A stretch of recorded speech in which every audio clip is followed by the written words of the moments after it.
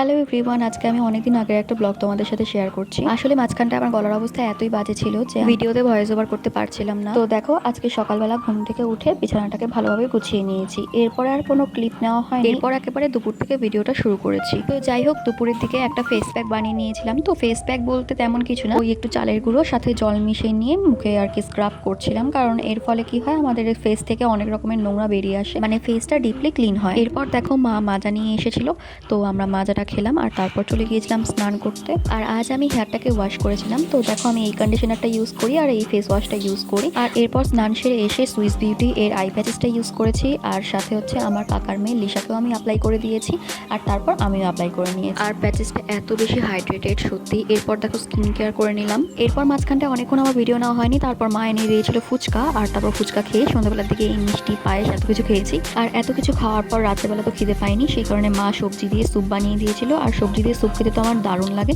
তো এই স্যুপটাকেই আজকে ডিনারটা কমপ্লিট করলাম। তো আজকের ভিডিওটা এতটুকুই। যদি ভালো লাগে একটা লাইক করে দিও, চ্যানেলটাকে সাবস্ক্রাইব করে দিও।